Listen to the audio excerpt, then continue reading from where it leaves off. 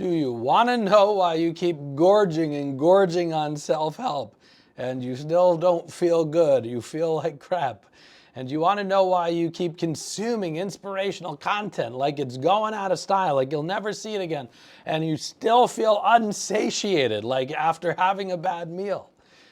Well, first, there's nothing wrong with a good chunk, if not most of the content that's out there, especially if it's coming from a trusted source or a trusted coach or a trusted leader in your life.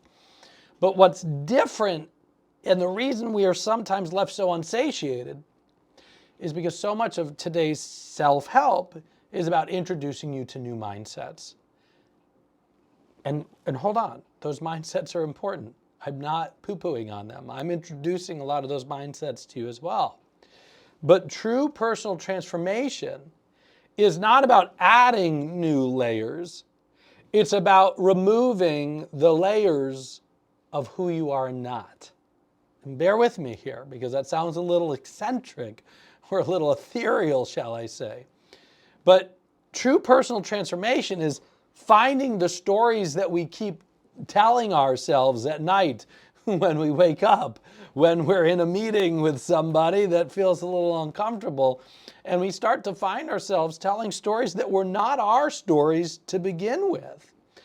And the whole idea of true personal transformation is starting to remove those stories from our story shelf. So when the time comes to go, what story do I want to read while I'm having this challenging conversation with my friend or partner or spouse or family member? And we go, oh, this is the one. Because we could buy all the stories we'd like. We could buy all the cute wooden plaques with cute little phrases on them, which, by the way, I got plenty of them, so I ain't knocking them. We could buy all the things that resonate with us, and we can add all these new and important mindsets and focuses that we are taking from both ancient and modern day spiritual teachers. But until we remove those stories of the past that were not ours to begin with, we don't have the ability to replace them with these new mindsets and these new stories. The old stories, because we're familiar with them, will keep overriding these new stories and these new mindsets, right? Because we don't have the space, because we haven't made the space on the shelf. So hold on for another minute. I'm actually going to teach you how to begin that process of clearing out your story shelf book by book and putting them in the bag and giving them to donate to somebody else, or using them for kindling fire, right? So just before we go into the how, imagine what your life's going to be like if you get to choose, like going to the library, the stories you add into your mind, the stories that you permanently put on display in your life to read to your friends, families, and loved ones. Imagine if you had the ability to stock your story shelf with stories that served your life's purpose. So that you could bring your vision to the world, your community, your family, and most importantly, yourself. Because if we can't enjoy the stories ourselves, and we're not going to have the opportunity to share those stories of in our mind with others. So I'm giving you a new job right now. Here's how we do this. And I'm going to give you a title. You know how I am with labels, right? So the new title of your new position, starting now, is Storytelling Hunter. That's right. You hunt stories. Just like Holden Caulfield, Catcher in the Rye. This is a story hunting hat. That's not what he said, but for those of you that know Holden Caulfield and Catcher in the Rye, you know what I'm talking about. Because I can tell you right now, the faster I became and owned the title of Storytelling Hunter, to hunt the stories in the wild, it's like the wild, wild west, not more than the jungle up here. The faster I was able to catch the stories I was telling myself, the faster I was able to go, oh, there's one of those. Let's remove that and send it out into the wild elsewhere, but not inside our kingdom over here. And once I started to spot those stories, the faster I was able to spot the stories that weren't mine, the faster I was able to remove them. And sometimes I removed them like, oh, there's another copy. Let me remove that one. All right, so here's what I'd like you to do now. Being a storytelling hunter is way easier than it sounds. When you find yourself suffering, so here we go. when you find yourself suffering, I want you to ask yourself 2 questions. 1, when we're suffering, ooh, I'm suffering. What is the story I'm telling myself right now? And question number 2, what is the story I want to replace it with instead? So practice right now. I keep finding myself suffering because of a time pressure. I feel the pressure of time, right? So what's the story I'm telling myself while filming this video even?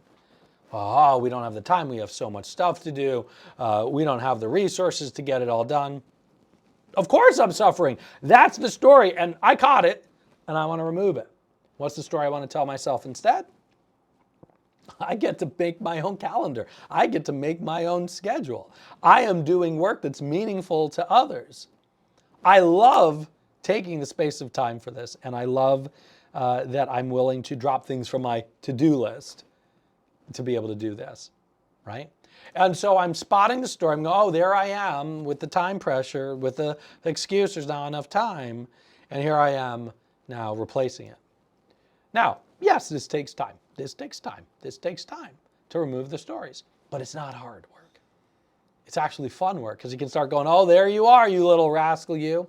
So either in your mind, in your journal, or what I'd love in the comment section, 1, where are you suffering?